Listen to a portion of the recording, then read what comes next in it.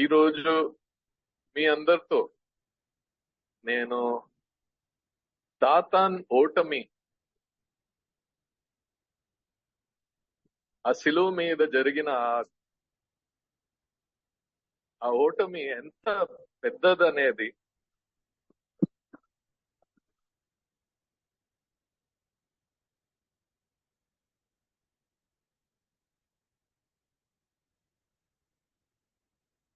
ఆది నుండి ఆయన ప్రయత్నాల్లో ఏముండేది అండ్ ఆయన ఎలా ఓడిపోయాడు, అది మనం పూర్తిగా అర్థం చేయడం చాలా అవసరం. ప్రభు యేసు ఎంత పెద్ద గెలుపు మన కొరకు గెలిచారనే అది మనం అర్థం చేస్తే మన కృతజ్ఞతా భావం దేవుడు వైపు, ప్రభు యేసు వైపు, దేవుడిని ఆత్మ వైపు మనం వేరే మనిషిగా ఉంటాం. అందుకనే ఆ ఓటమి ఎంత ఎంత గొప్పది. ఆ రోజు సాతాన్ ఎంత ఎంత పూర్తిగా ఆయన నాశనం అయిపోయాడు, ఎంత ఆయన బాధపడ్డాడు, ఇవన్నీ మనం అర్థం చేయాలని నేను ఈరోజు నా వాక్యాన్ని ఉద్దేశంగా తీసుకుంటున్నాను. యూనో, మానవుడు పుట్టేటప్పటి నుంచి దేవుడిని ఉద్దేశం మానవుడి కొరకు అతి శ్రేష్టమైనది. అంటే అప్పుడు వరకు ఉండే సృష్టి, దూతలు, వారు మానవుడికైనా ఎంతో గొప్ప సృష్టిలో. కానీ ఎవరు నమ్మదగిన వారుగా ఉంటారో వారిని ఈ దూతలకైనా ఎంతో గొప్పగా చేయడానికి ఉండే దేవుడిని ప్లాన్ ఉండేది మొదట్లో నుంచి. దేవదూతలు దేవుడిని స్వరూపంలో సృష్టించబడలేదు. దేవదూతల్లో శ్రేష్టమైన వారు కేరూబులు, ఆర్కేంజల్స్, వాళ్ళందరూ ఉన్నారు, గొప్ప గొప్ప వారు ఉన్నారు. కానీ ఎవరు దేవుడిని స్వరూపంలో సృష్టించబడలేదు. మనం పరలోకాన్ని ఊహించలేము. పరలోకంలో మనం ఎలా ఉంటామో ఊహించలేము. బైబిల్ చెప్తుంది, no eye has seen, no ear has heard, no mind has ever conceive. అంటే ఈ చిన్న మనసుకి పరలోకం చూడగానే it will be the shock. అంటే దానికైనా పెద్ద ఒక షాక్ ఏ మనిషి అనుభవించాడు. నేను నా జీవితంలో చాలా షాకింగ్ ఇన్సిడెంట్స్ చూశాను, నేను మరవలేని అవన్నీ చూశాను. కానీ మనం ఈ శరీరం విడిచి మనం బయటికి రాగానే ఆ పరలోకం చూసేటప్పుడు మనం ఎక్స్పీరియన్స్ చేసే ఆ షాక్, అది ఎవ్వరూ వర్ణించలేదు. అందుకనే ఆ పరలోకం కొరకు మనకు ఉండే ఛాన్స్ ని ఇక్కడ ఏ ఒక్క చిన్న చిన్న వాటి కొరకు మనం పాడు చేయకూడదు. ఇక్కడ ఉండేది అన్ని చిల్లరే, ఏమీ విలువైనది లేదు. సో ఒక పెళ్లి అయినా, ఒక ధనమైనా, ఒక జాబ్ అయినా, దాని కొరకు మనం బాధపడకూడదు. ముఖ్యమైనది మనం అక్కడ చేరాలి, ఆ అద్భుతమైన ఆ జాగలో మనం చేరాలి. ఇప్పుడు చూడండి, అక్కడ మనం ప్రభు యేసు లాగా ఉండే పరిస్థితిలో ఉంటాం. ఇది సాతానికి నచ్చలే. ఆయన ఒక శ్రేష్టమైన దూత, దేవుడిని ఏర్పాటు ఆయనకి నచ్చలేదు. అందుకనే ఆయన ఫస్ట్ నుంచి ఆయన ఉద్దేశం ఏంటి, ఈ మానవుడు మాకైనా గొప్ప ఉండకూడదు, దేవుడు లాగా ఉండేవాడు నేను, వీళ్ళు కారు. సో ఆయన ఏర్పాటు స్టార్ట్ నుంచి ఆయన మానవుడిని చెడగొట్టడానికి స్టార్ట్ చేశారు. అవన్నీ మీకు తెలుసు. ఆదాము హవ్వాని చెడగొట్టాడు. కానీ ఆయనకి దేవుడు చెప్పిన మాటలు, ప్రవక్తల ద్వారా చెప్పిన మాటలు 450కైనా ఎక్కువ ప్రవచనాలు ఉన్నాయి. ఎవరి గురించి? రాబోయే ఒక గొప్ప సమయం గురించి, రాబోయే ఒక గొప్ప రక్షకుడు గురించి. మనకైనా బైబిల్ మంచిగా తెలుసు సాతానికి. సో ఆయనకి దేవుడిని ఏర్పాట్లు అన్ని తెలుసు. ఆయన బుద్ధి మనకైనా ఎక్కువ. సో ఆయన ఫస్ట్ నుంచి ప్రయత్నం చేసేది ఫస్ట్ మానవుడిని చెడగొట్టడం. అదైతే ఆయన పూర్తిగా చేశాడు. ఏ ఒక్కడు లేడు మంచివాడు, అలా ఆయన చేసేశాడు. అందరూ దేవుడికి వ్యతిరేకంగా అయిపోయారు, ఏ ఒక్కడు దేవుడి పక్షంలో లేడు. అందుకనే యోబు గ్రంథంలో మనం వింటాం కదా, దేవుడు అడుగుతున్నారు సాతానుతో, సాతానా నువ్వు ఎక్కడి నుంచి వస్తున్నావు? ఆయన జవాబు ఏంటి? నేను ఇటు అటు తిరుగుతూ వచ్చాను. దాని అర్థం ఏంటి? నేను తిరిగాను నా ఇష్టం లాగా, ఎవ్వరూ నన్ను ఆపలేదు, ఎవ్వరూ నన్ను ఆపగలగలేదు. నేను ఎక్కడ పోయినా నాకు ఫ్రీ పాస్, ఎవ్వరూ నన్ను ఎదిరించలేదు. ఇది ఆయన స్టేట్మెంట్ లో ఉండే భావం. ఆయన పూర్తిగా ఈ లోకానికి రాజు అయిపోయాడు. ఎందుకు? దేవుడు మానవుడిని అధికారం ఇచ్చారు. మానవుడితో ఏం చెప్పారు? ఆదాము అవ్వతో ఏం చెప్పారు? మీరు వెళ్లి విస్తారంగా అవ్వండి, ఈ లోకాన్ని స్వాధీనపరచండి. అధికారం మానవుడికి ఇచ్చారు దేవుడు.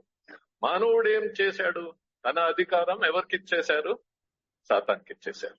సాతాను ఆది నుండి వ్యాపారం చేయడమే ఆయన నేర్చుకున్నాడు. మనతో వచ్చి ఏదో ఒకటి ఇస్తాడని చెప్పి మన అధికారం ఆయన కొనేస్తాడు. మనము మనకుండే ఆ పెద్ద అధికారం ఆయనకి ఏదైనా పొంది ఇస్తున్నామా? ఆయనకి ఏమీ లేదు, ఏమి పొందకుండా ఆయనకి అమ్మేస్తున్నాం.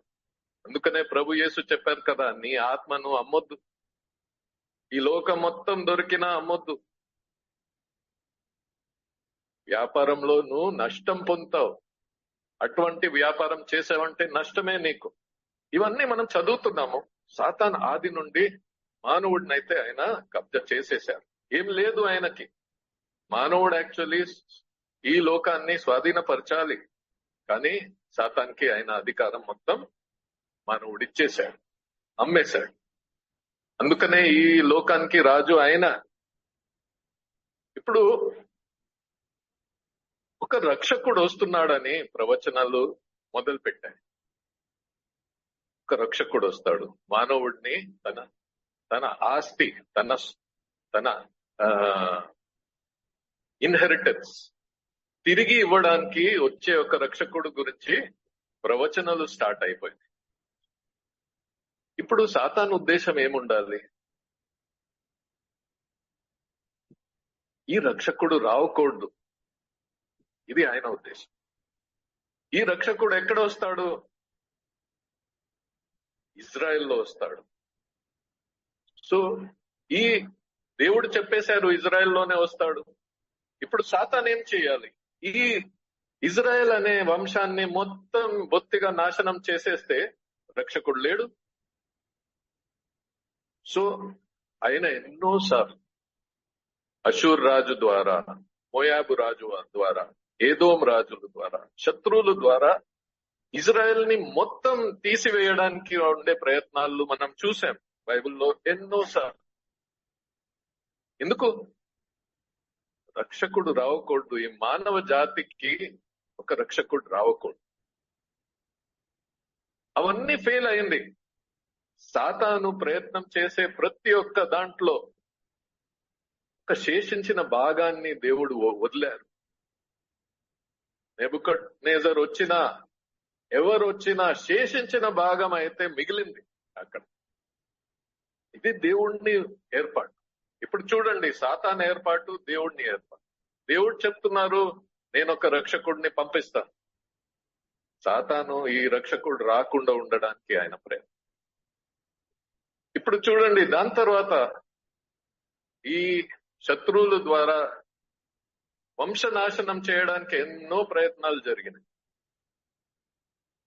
చివరి ప్రయత్నం ఎక్కడ జరిగింది వంశనాశనం కొరకు?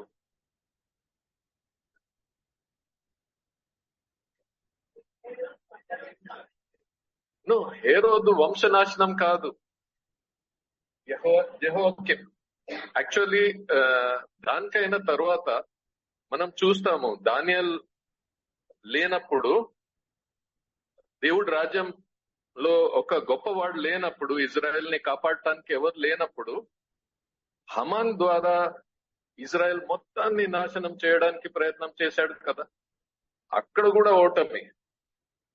యునో స్టెప్ బై స్టెప్ సాతాను ఎక్కడెక్కడ నిర్మూలన చేయడానికి ప్రయత్నం చేశాడు, అక్కడ ఓడిపోయాడు. దాని తర్వాత ఆయన ప్రయత్నం ఏముండేది? రక్షకుడు ఏ వంశంలో వస్తాడు? దావీదు వంశంలో వస్తాడు.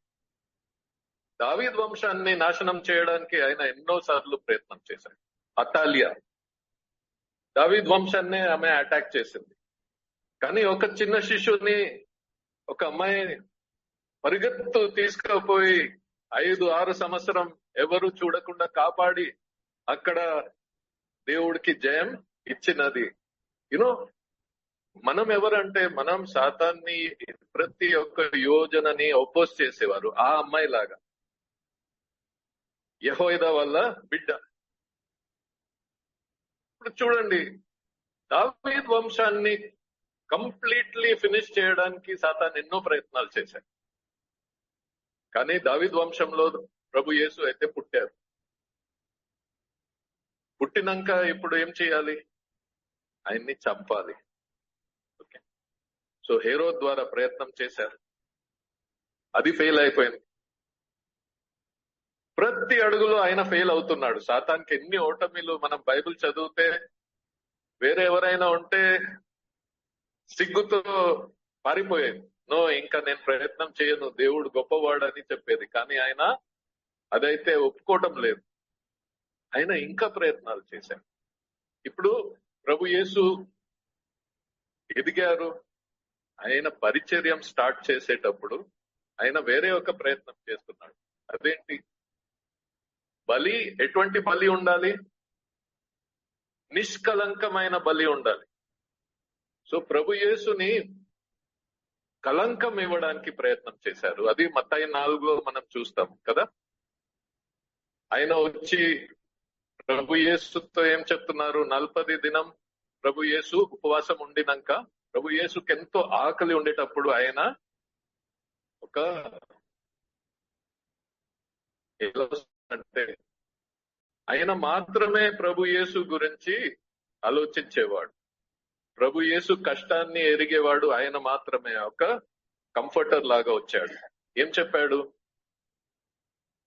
నువ్వు ఆకలితో ఉన్నావు, తిను, నీకు శక్తి ఉంది కదా, సామర్థ్యం ఉంది కదా, నువ్వు ఈ బండల్ని రొట్టెలుగా మార్చొచ్చు, తిను.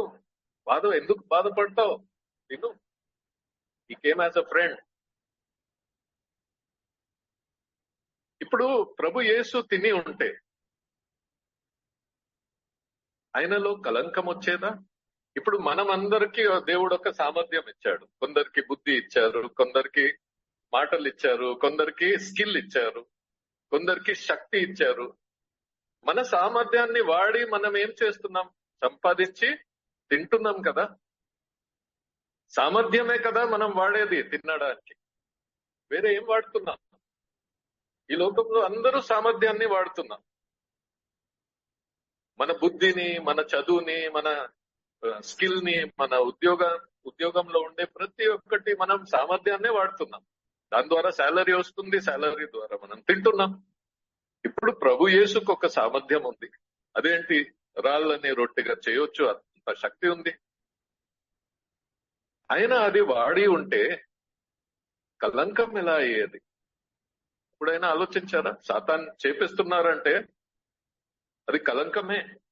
కానీ ఎలా కలంకం అయ్యేది? అది మనం వాడేటప్పుడు అది కలంకమా? మన సామర్థ్యాన్ని మనం వాడేటప్పుడు అది కలంకమా? కాదు కదా. మనం వాడేటప్పుడు కూడా కలంకం అవ్వచ్చు. ఎలా అంటే, నీకెంత సామర్థ్యం దేవుడిచ్చారో అది నీ కొరకే వాడితే అది కలంకం. నీ సామర్థ్యాన్ని దేవుడు రాజ్యం కొరకు వాడటం, అదే దేవుడిని ఉద్దేశం.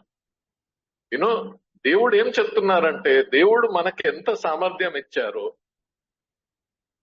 అది అవసరం లేదు అంత సామర్థ్యానికి మనం జీవించడానికి. బేర్ మినిమం చాలు. దానికైనా ఎక్కువ నువ్వు నీ కొరకు వాడితే, ఇప్పుడు నా దగ్గర 10 కోట్లు ఉన్నాయి, నేను 8 కోట్ల బండి కొంటే దాంట్లో న్యాయం ఉందా? లేదు కదా.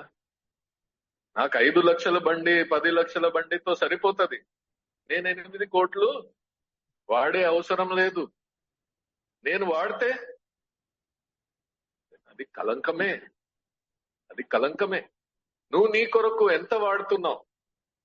నువ్వు దేవుణ్ణి రాజ్యం కొరకు ఎంత ఇస్తున్నావు? దేవుడు మనకి ఒక మాదిరి చూపించారు. ఆయన చూపించారు, నేనైతే నా సామర్థ్యం నా కొరకు వాడను. అండ్ ఆయన సాతానుతో చెప్పాడు వాక్యం ద్వారా, నేను జీవిస్తాను దేవుడు చెప్పిన ప్రతి ఒక్క మాట కొరకు. అండ్ చూడండి, సాతాను అక్కడ పూర్తిగా ఓడిపోయాడు. ప్రభు యేసు అది రొట్టెగా చేసి ఉంటే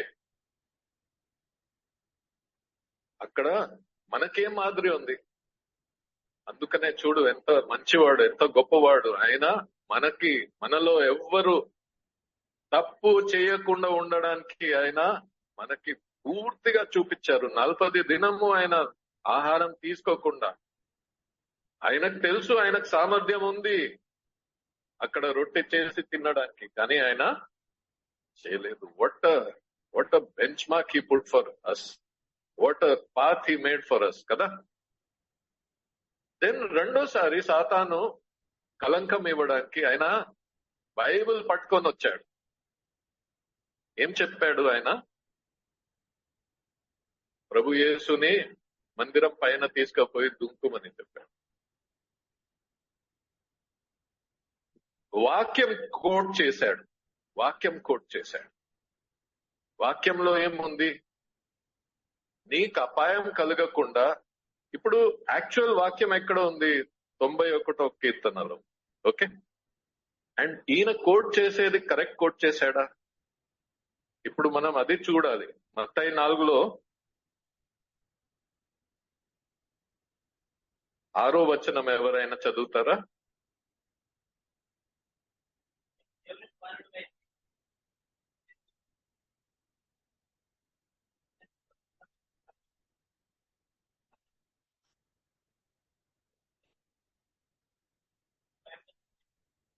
ఓకే, అండ్ 91వ కీర్తనలో 11 ఒకసారి చదవండి.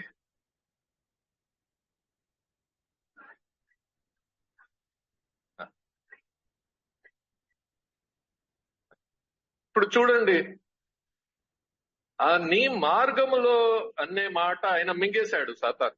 When the devil quotes scripture, ఆయన మొత్తం స్క్రిప్చర్ ఎప్పుడు చెప్పడు, ఆయన ఒక భాగం మింగేస్తాడు. ఈ దొంగ పాస్టర్లు కూడా అదే చేస్తారు. వాళ్ళ తండ్రి చేసిన పనే చేస్తారు. మొత్తం స్క్రిప్చర్ కోట్ చేయరు, ఒక భాగం మింగేస్తారు, ఒక భాగం చూపిస్తారు. ఆయన చూపించిన భాగం ఆయన కాపాడతారు, కానీ ఆయన మింగేసిన భాగం ఏంటి? నీ మార్గంలో నువ్వు నడిచినప్పుడు, అంటే దేవుడిని మార్గంలో నడిచేటప్పుడు అపాయం వస్తే, షడ్రక్ మెషక్ అబేద్నెగోకి అపాయం వచ్చింది. దేవుడి మార్గంలో నడిచేటప్పుడు కాపాడాడు. దానియేలు నడిచేటప్పుడు అపాయం వచ్చింది, కాపాడారు. ఇప్పుడు ఒక పైన ఎక్కి మనమే అపాయం తయారు చేసి దేవుడు కాపాడాలంటే జరగదు. అపాయం మనం తెచ్చుకుంటున్నామంటే దేవుడు కాపాడటం అయితే జరగదు. మన మార్గంలో, దేవుడు చెప్పిన మార్గంలో నడిచేటప్పుడు మనకి ఒక అపాయం జరిగితే ఇప్పుడు కాపాడతాం. సో మనం ఏం చూస్తున్నామంటే, సాతాను తన శిష్యులు, ఇప్పుడుండే శిష్యులు బైబిల్ పట్టుకొని వచ్చేటప్పుడు వారు ఒక వాక్య భాగం మింగేస్తారు, ఒక భాగం చూపిస్తారు, మొత్తం చూపియరు. సో ఇక్కడ ఆయన మన్ని ఏం నేర్పించారు? ప్రభు యేసు ఏం నేర్పించారు? ఫాల్స్ టీచర్స్ ఉండే స్టైల్, సాతాన్ వెలుగు దూతగా వచ్చేటప్పుడు ఆయన ఎలా వస్తాడు, ఏం చేస్తాడు, బైబిల్ మొత్తం మనకి తెలిసి ఉండాలి. మొత్తం వాక్య భాగం ఒక్కటి కాదు మనకు తెలియాల్సిన, మొత్తం తెలియాలి. ఈ పిక్చర్, ఈ డాక్ట్రిన్ కరెక్ట్ ఉండాలి. అది ఆయన నేర్పించారు. లేకుంటే నువ్వు కలంకితం అవుతావు.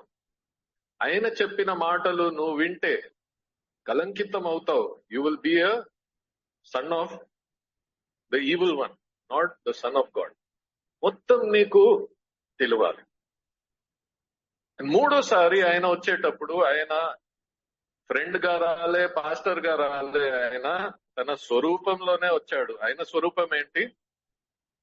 ఆయనకి కావాల్సినది ఏంటి? వర్షిప్, ఆరాధన. లోకమంతా చూపెట్టి ఏం చెప్పారు? ఇవన్నీ నేను నీకు ఇస్తాను, నువ్వు నన్ను మొక్కు. ఇప్పుడు ఒక్కడొచ్చి నా కారులో నువ్వు నన్ను మొక్కితే నా కారులో ఒక సీట్ ఇస్తాను నీకు అని చెప్తే ఏం చెప్పాలి? ఆయన ఇదే చెప్తున్నాడు వాడు. లేకుంటే మీ ఇంట్లో నేను ఒక చిన్న జాగా మీకు కూర్చోడానికి ఇస్తాను అని చెప్తే, అరే ప్రపంచం సృష్టించిన దేవుడితో ఆయన మాట్లాడుతున్నాడు. ఈ లోకం అంతా ఇస్తాను. ఈ లోకం ఈ సృష్టిలో ఎంత ఉంది? ఏం లేదు. ఈయన వ్యాపారం చేసేది ఇలాగే. ఈయన వ్యాపారం ఇలాగే ఉంటుంది. ఆయన వ్యాపారం ఎలా ఉంటుందంటే చిన్నది ఇచ్చి పెద్దది తీసుకుంటాడు. మన ఆత్మని తీసుకుంటాడు చిన్నదేదో చూపెట్టి. నీకు ఈ అమ్మాయి కావాలా? పెళ్లి చేపిస్తాను, నువ్వు నాకు నీ ఆత్మ ఇవ్వు. నీకు ఈ ఉద్యోగం కావాలా? నేను ఇస్తాను, నీ ఆత్మ నాకివ్వు. చిన్న చిల్లరిచ్చి ఆయన పెద్దది తీసుకుంటాడు. ఆయన అటువంటి వ్యాపారం. అందుకనే బైబిల్ చెప్తుంది కదా, నీ వర్తకమే నిన్ను బొత్తిగా నాశనం చేసి. ఆయన అలాగే ఈ దూతల్ని కూడా పాడు చేశాడు, అలాగే మనిషి అంతటిని పాడు చేశాడు. ఆ స్వరూపం కూడా పనికి రాలే. దెన్ ఆయన ఎలా పారిపోయాడు అక్కడి నుంచి సాతాన్?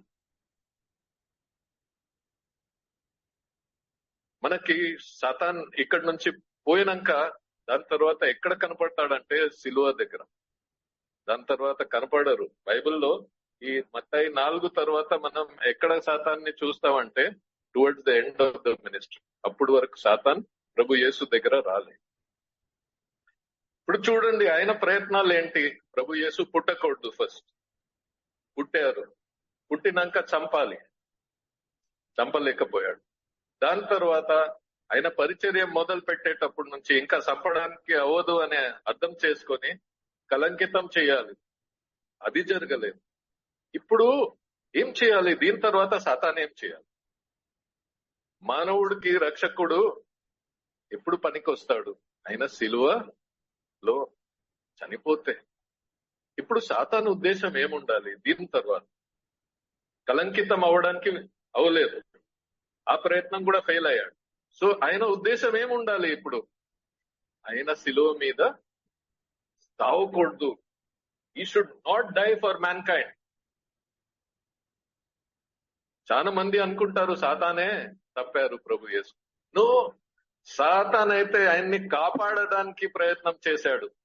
అందుకనే పీటర్ చెప్పేటప్పుడు మత్తయి 16లో చెప్పారు కదా, ప్రభువా నీకు ఇది జరగకూడదు, ఇది జరగదు, నువ్వు చావవు అని చెప్పగా పీటర్ ఏం పిలిచారు దేవుడు? సాతాన్. దాని అర్థం ఏంటి? సాతాన్ ఉద్దేశం ప్రభు యేసు సావకూడదు, ఇంకా సస్తే కదా మనకి బ్రతుకు. ఇప్పుడు చూడండి, సాతాన్ చివరి సమయంలో ఆయన ప్రభు యేసుని కాపాడటం మొదలు పెట్టాడు. సాతాన్ ప్రార్థన మొత్తం ప్రభు యేసు సావకూడదని.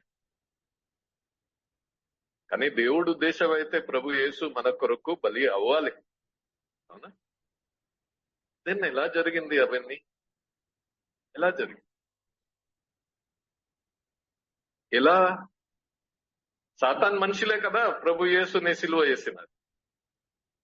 అది ఎలా జరిగింది? అదే అన్నిటికైనా పెద్ద ఓటమి. అన్నిటికైనా పెద్ద ఓటమి అంటే సాతాన్ చివరి ఆ లాస్ట్ 3 సంవత్సరాలు పరిచర్యం స్టార్ట్ చేసేటప్పుడే ఈ శోధన చేశాడు, కలంకితం చేయడానికి ప్రభు యేసు. అది ఫెయిల్ అయినాక సాతాన్ ఉద్దేశం ప్రభు యేసుని కాపాడు, ఆయన సిలువలో సావకూడదు. ఆయన ఉద్దేశం అదే ఉంది, కానీ ఆ ఉద్దేశం కూడా అదే. ఇప్పుడు ఏం జరిగింది అక్కడ? ఇప్పుడు సాతాన్ స్వభావం ఏంటి? దేవుడిని వ్యతిరేకంగా అందరినీ ఆయన రేపుతాడు, అందరినీ ఆయన దేవుడితో దూరం చేయడానికి ప్రయత్నం చేస్తాడు. సో ఆయన యూదుల్ని కూడా అలాగే బ్రెయిన్ వాష్ చేశాడు, బ్రెయిన్ వాష్ చేస్తూ ఉన్నాడు. ఆ బ్రెయిన్ వాషింగ్ లో కొందరిని ఆయన ఏం నేర్పించాడంటే వాళ్ళని సద్దుక్కీయులు అంటాం. ఈ సద్దుక్కీయులు ఏం నమ్మారు? పునరుద్ధానం లేదు అని నంపించాడు. పునరుద్ధానం లేదంటే ఏంటి? పరలోకం లేదు, నరకం లేదు, ఏమి లేదు. సో వారిని తప్పు బోధ నేర్పించి వారికి ఏం చేశారంటే, మీరు పునరుద్ధానం లేదు అనే నమ్ము, వాళ్ళని అది నేర్పించారు. వేరే కొందరిని హేరోదీయులు అంటారు. హేరోదీయులు అంటే వాళ్ళు హేరోద్ని వెంబడించేవారు. హేరోద్ జీవిత శైలి ఎలా ఉంది? తాగడం, వ్యభిచారము, శక్తి ప్రదర్శన, అన్ని ఈ లోక రీతిగా ఉండే సమస్తము చాలా యూదుల్ని అలా బ్రెయిన్ వాష్ చేశాడు. కొందరు ఫరిసీయుల్ని ఎలా ఆయన బ్రెయిన్ వాష్ చేశాడు? వారికి చాలా పొగురు, గ్రంథం తెలుసనే చాలా పొగురు. వారికి వీధుల్లో నడిచేటప్పుడు అందరూ సలాం పెట్టడం, ఇవన్నీ చాలా ఇష్టం. సో వారిని అలా బ్రెయిన్ వాష్ చేశారు. వాళ్ళకు పదవి ఇచ్చారు, పేరు ఇచ్చారు, అన్ని ఇచ్చి వాళ్ళని తన వశంలో తీసుకున్నారు. ఇప్పుడు సాతానికి తెలియదు నేను ఇవన్నీ చేసేది నాకే ఒక రోజు అది స్నేర్ అయిపోతుందని, ఒక ఉరి అయిపోతుంది. ఆయన వీళ్ళని అందరినీ ప్రభు యేసు వ్యతిరేకంగా రేపాడు. అండ్ వీళ్ళందరూ ప్రభు యేసుని ఎక్కడైనా పట్టుకోవడానికి ప్రయత్నాలు మనం ఎన్నో చూశాం కదా. అండ్ చూడండి, ఒక సమయం వచ్చింది, ప్రభు యేసు పాపులర్ అవ్వడం మొదలు పెట్టారు. అందరూ ప్రభు యేసుని క్రీస్తు అని నమ్మడం మొదలు పెట్టారు. అప్పుడు ఈ సమూహాలకి ఏముంది ప్రాబ్లం? సద్దుకీయులు వాళ్ళు అధికారం ఉండేవారు. ప్రధాన యాజకుడు, మనకు అద్భుతం అవుతుంది. ప్రధాన యాజకుడు అనేవాడు పునరుద్ధానంలో నమ్మలేనివాడు, పునరుద్ధానం లేదని చెప్పేవాడు. కైఫా, అనన్య, వీళ్ళందరూ సద్దుకీయులు. They were the powerful people. వాళ్ళకు పునరుద్ధానం లేదని వాళ్ళు నమ్మిన వారు. తప్పు బోధ. వీళ్ళకేం ప్రాబ్లం వచ్చింది? వీళ్ళ చేతిలో నుంచి అధికారం పోతుంది. వీళ్లకు ఫరిసీయులకు ఇద్దరికి అధికారం పోవడం వీళ్లకు చాలా బాధకరమైంది. వాళ్ళు కూర్చుండే సింహాసనం పోతుంది. వారు ఈ జీవితంలో ఉండే వాళ్ళ గొప్పతనం మొత్తం పోతుంది. హేరోదీయులకేం ప్రాబ్లం? ఆయన చూపిస్తున్నారు మీరు చేసేదన్నీ తప్పు, మీరు పాపంలో జీవిస్తున్నారు. వారికి విషం. వీళ్ళందరూ ప్రభు యేసుకి వ్యతిరేకంగా అయిపోయారు. అండ్ దెన్ ఒక గొప్ప ఘటన జరిగింది. అదేంటి? లాజర్ని లేపడం. అది జరగగా మామూలు ప్రజలు, పేదవాళ్ళు అందరూ, పిల్లలు, దావీదు కుమారుడికి జయం, హోశానా హోశానా, వీళ్ళ హృదయం మొత్తం పిండేసింది ఇవన్నీ. వీళ్ళు ఆ రోజు మీటింగ్ చేశారు. అది మనం ఒకసారి చూద్దాం. యోహాన్ 11:47 నుంచి 53 వరకు చదువుతారా ఎవరైనా? జాన్ 11:47-53.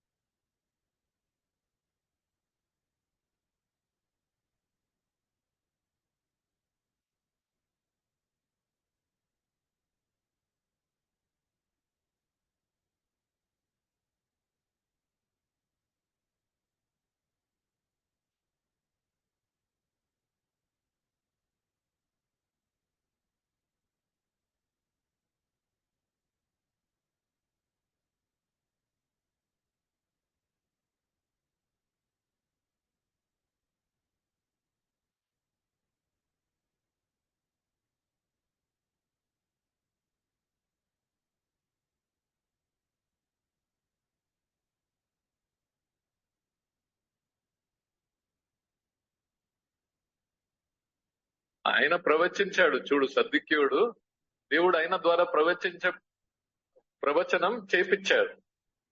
ఆయన్ని చెప్పడం మంచిది. ఆయన సావలేదంటే ఆయన మన పవర్ అంతా తీసేసుకుంటాడు. జనం అంతా ఆయన పక్షంలో అయిపోతారు. వీళ్ళ బాధ అది. ఇప్పుడు ఈ మీటింగ్ జరిగేటప్పుడు సాతాన్ ఏం చేస్తున్నాడు? సాతాన్ కోరిక ఏంటి? ఆయన సావకూడదు. వీళ్ళు నిర్ణయం చేస్తున్నది ఏంటి? సావాలి, ఆయన సావాలి. వీళ్ళు సడన్లీ ఎవరి పక్షంలో మాట్లాడటం మొదలు పెట్టారు? దేవుడి పక్షంలో వీళ్ళు మాట్లాడటం మొదలు పెట్టారు. చూడండి. అండ్ సాతాన్ ఏం చేస్తున్నాడు ఇక్కడ? ఆయన ఏం చేయలేకపోతున్నాడు. ఎందుకు? వీళ్ళని తప్పు బోధ నేర్పించి, వీళ్ళలో పొగరు నింపి, వీళ్ళని దేవుడికి వ్యతిరేకంగా చేసిన వాడెవరు? వీడే. ఇప్పుడు పోయి ఏం చెప్తాడు? కాదు, ఇది చేయొద్దు అని చెప్తే వీళ్ళు ఆయన మాట వింటారా? చూడు, వీళ్ళందరూ చెడిపోయారు. ఆయన త్రోవిన గుంతలో ఆయనే పడిపోయేటట్టు సాతాన్ కనపడుతుంది. ఇప్పుడు సాతాన్ భయం స్టార్ట్ అయిపోయింది. ఇక్కడ నేను చేసిన ప్లానింగ్ అంతా ఫెయిల్ అయిపోతుందే, నేనేం చేయాలి?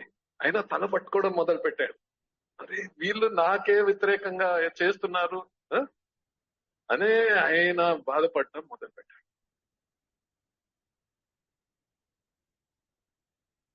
ఇంకా వీళ్ళు ద్వేషం పెరిగేటప్పుడు సాతానికి ఇంకా బాధ స్టార్ట్.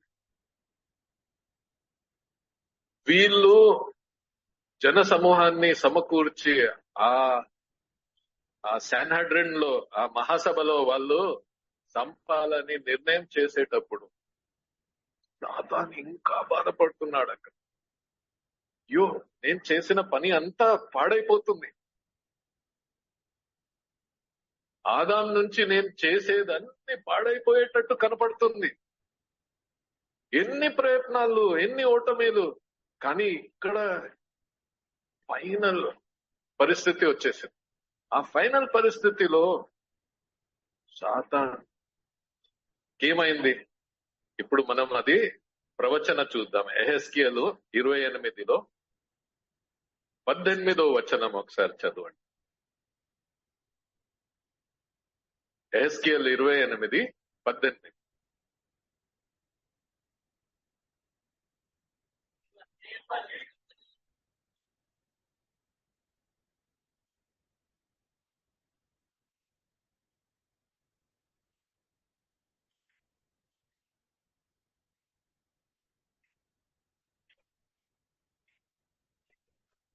ఓకే, ఇప్పుడు నువ్వు అన్యాయంగా వర్తకం చేశావు. అందరినీ దేవుడికి వ్యతిరేకంగా నువ్వు రేపావు. అందరినీ దేవుడికి వ్యతిరేకంగా నువ్వు తయారు చేశావు. సో నేను నీలో నుంచి లోపట ఒక అగ్ని పుట్టిస్తాను. ఇక్కడ ఏంటి? ఆయనకి ఇంకా సాతాన్ పూర్తిగా హెల్ప్లెస్ అయిపోయాడు, నిస్సహాయకుడు అయిపోయాడు. వీళ్ళందరూ పెద్ద జన సమూహం సంపు సంపు సంపు సిలువేయమని కేకలు వేయడం మొదలు పెట్టేటప్పుడు సాతాన్లో ఏమైంది ఆ రోజు? ఒక మనిషి సాతాన్ లోపట వెళ్ళి నిరాశ నిరాశలో వచ్చేటప్పుడు ఆయన ఏం చేస్తాడు? ఒక మనిషి చివరి ఏ దారి కనపడలేనప్పుడు ఏం చేస్తాడు ఒక మనిషి? సూసైడ్. కరెక్ట్. అదే వచ్చింది ఆయనకి ఆలోచన. నేను చస్తాను, కానీ నేను ఈ క్రీస్తుని చంపుతా. ఆయనకి he was filled with his own vengeance. ఆయన పగ, ఆయన ప్రతీకారం ఎంత పెరిగిందంటే, నేను ఓడిపోతాను కానీ నేనైతే సిగురేస్తాను. అప్పుడే ఆయన యూదాస్ లో ప్రవేశించాడు, ప్రభు యేసుని చూపించాడు.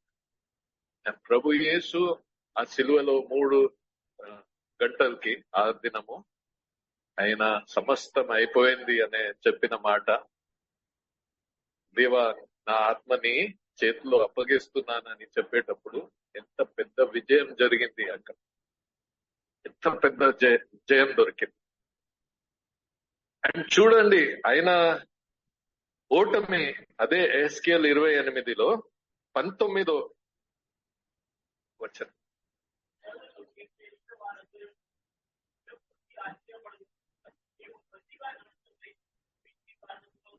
చూడు, ఆయనని ఎరిగిన వాళ్ళు ఆశ్చర్యపడుతున్నారు. అరే, ఇంత బుద్ధిమంతుడు, ఇంత గొప్పవాడని చెప్పిన నువ్వు ఇలా నువ్వు చేసావే, వెర్రి పని చేశావు. నువ్వు ఆయన్ని చంపకుండా నువ్వు కాపాడలేకపోయావు.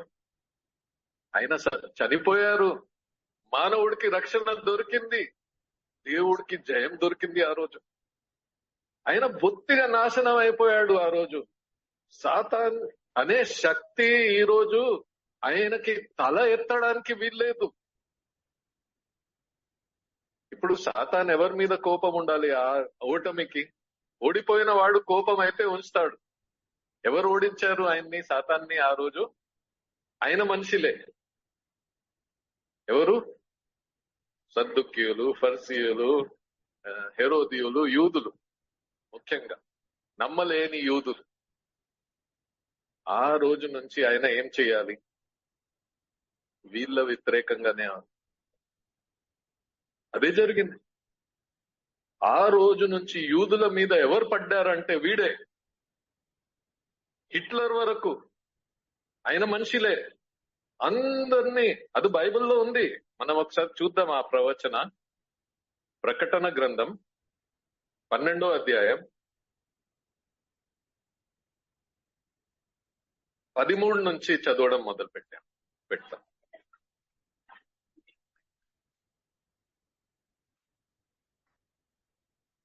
ఆ స్త్రీ ఎవరు? యూద మతం, ఇజ్రాయెల్. Very good.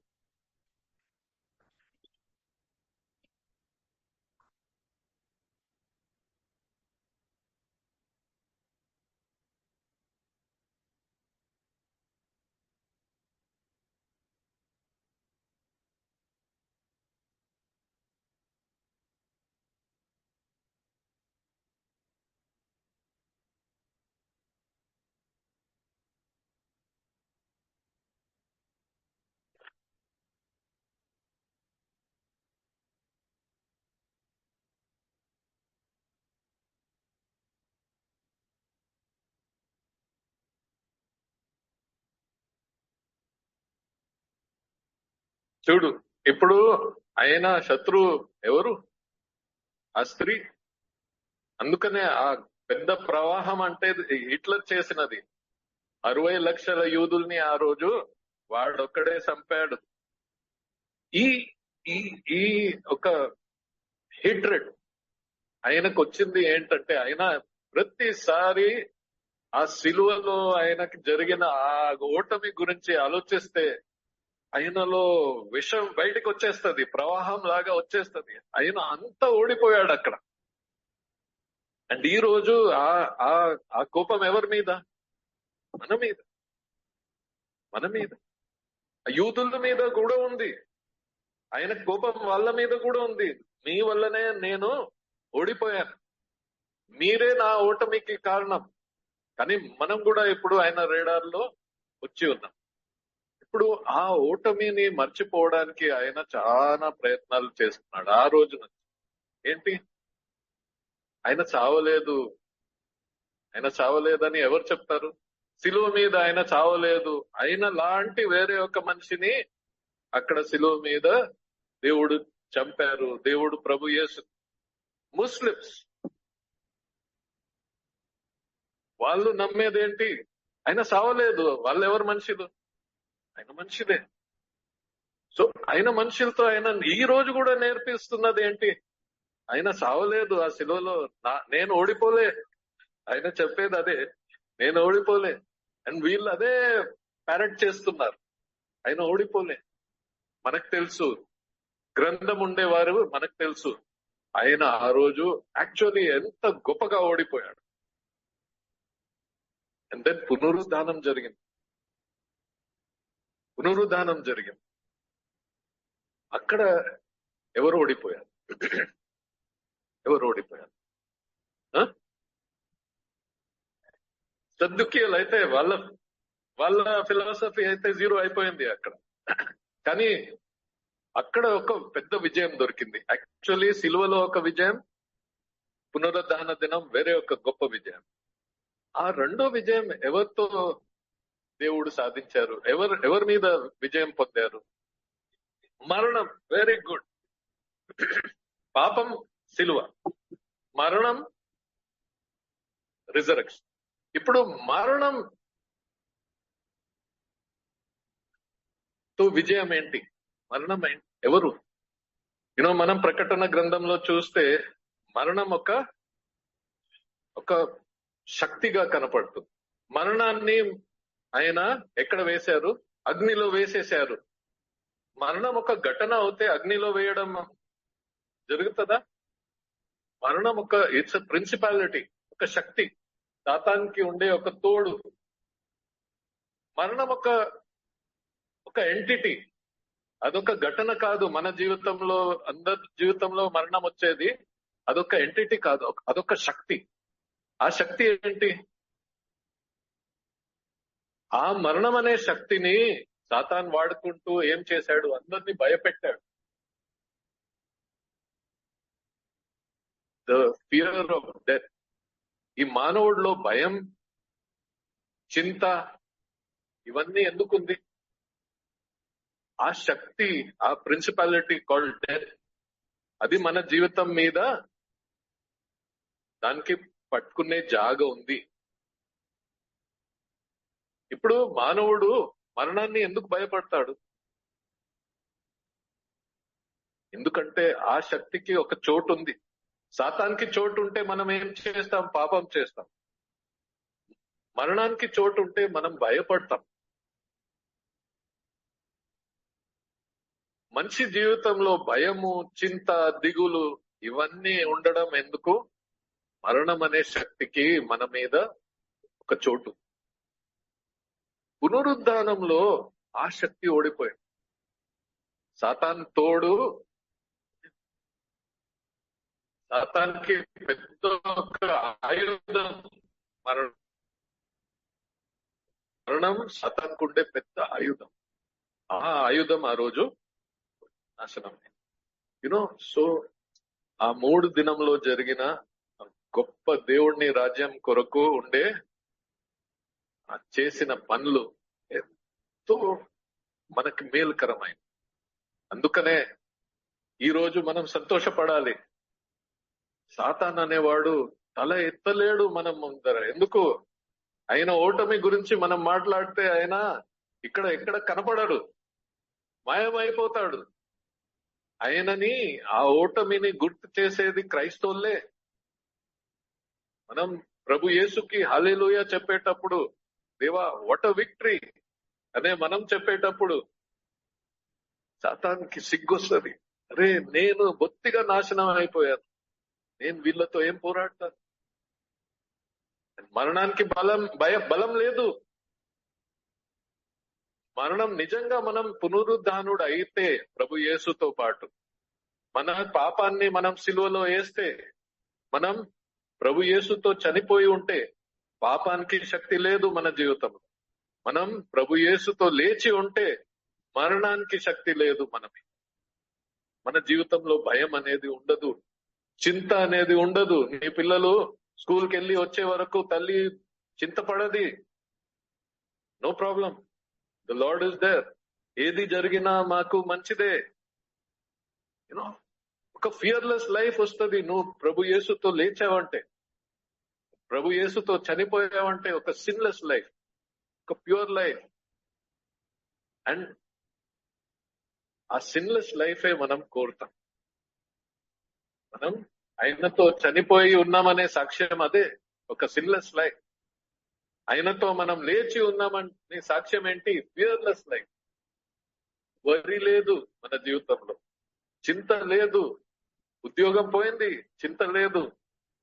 డబ్బులు లేవు, చింత లేదు. ఆరోగ్యం పాడైంది, చింత లేదు. You know, it's a beautiful life.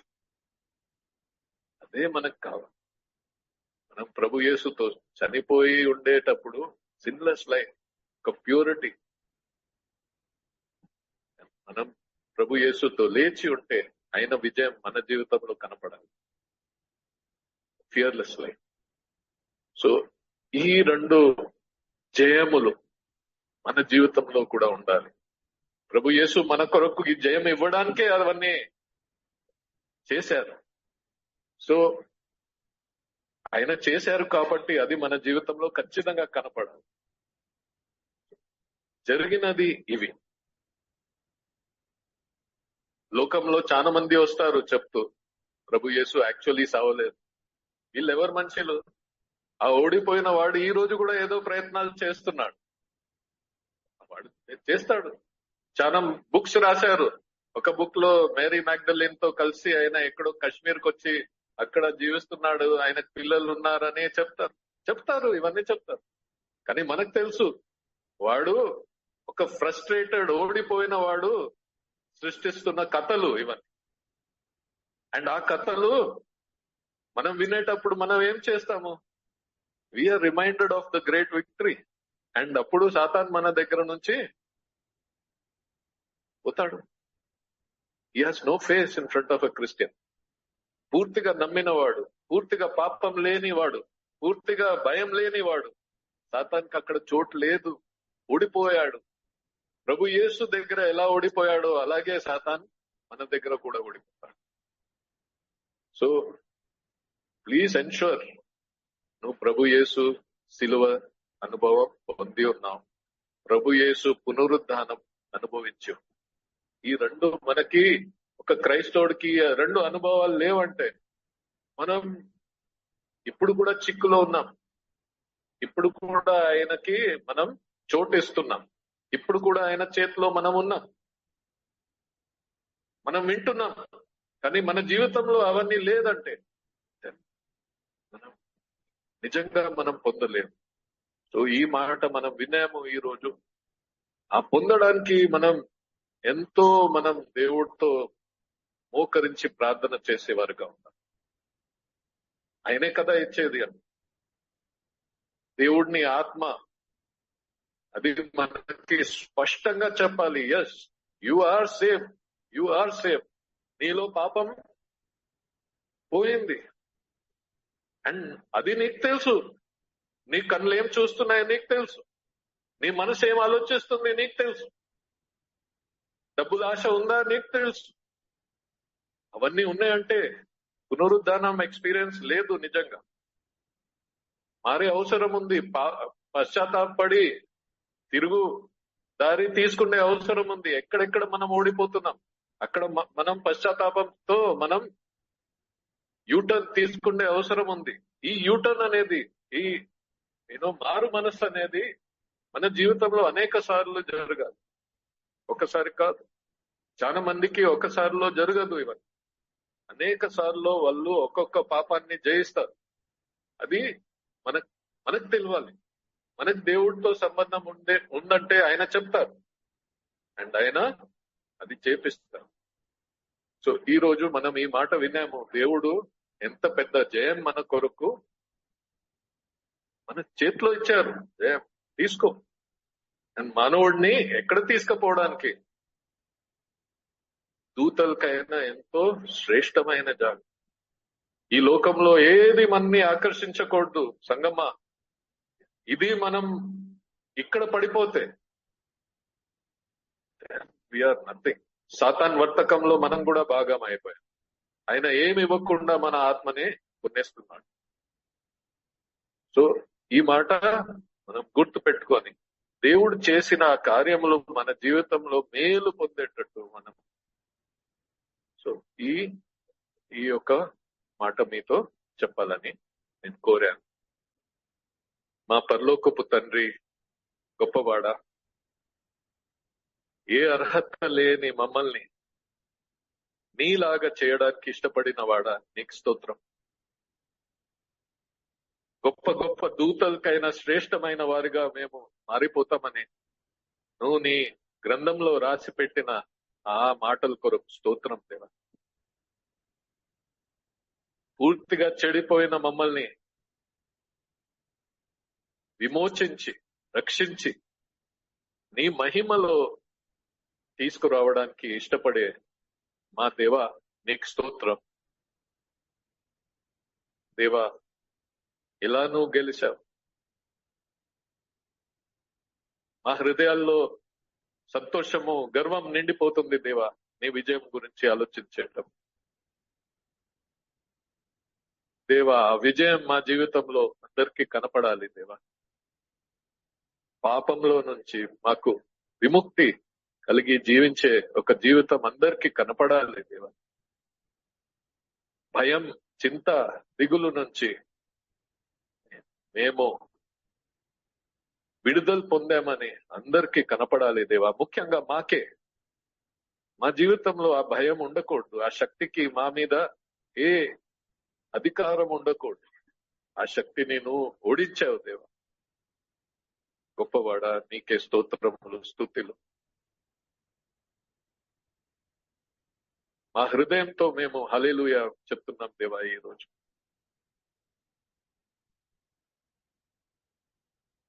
Satan మా శత్రువుగా వస్తాడు, కానీ ఆయనకే చోటు లేదు. మా దగ్గర ఏమి చేయడానికి వీలు లేదు. నువ్వు ఉన్నావు దేవా.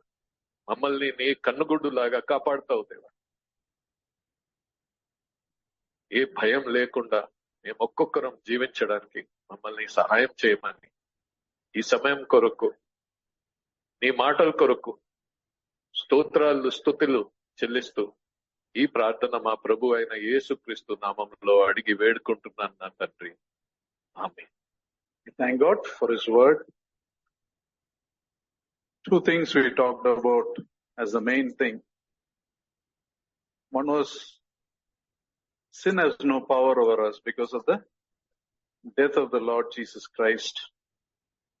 Second, death has no fear for us because of the resurrection of the Lord Jesus Christ. A person who submits to God is the one who overcomes sin in his life. Right? If you don't submit to God, Satan will use that unsubmitted areas to attack you. It's unsubmitted parts of your life. He's a defeated enemy. So a believer's greatest enemy is who? Not Satan. Your sinful self that has not submitted to God. And when we make that effort to submit to God and live that life without fear of death, we are living the abundant life that the Lord has called us to. Abundant life. So let us remember these thoughts. Lay hold of these thoughts. Make it real in your life. That's why you're sitting here. Talk about it. Think about it. Think of the unsubmitted areas of your life. Ask God for forgiveness. Think of the things that you're afraid of. Let us take this time. We have time in this camp. And let us come out victorious. God has called us to live a victorious life. And let us live in that victory. Otherwise, it's a second-hand life. Second-hand life.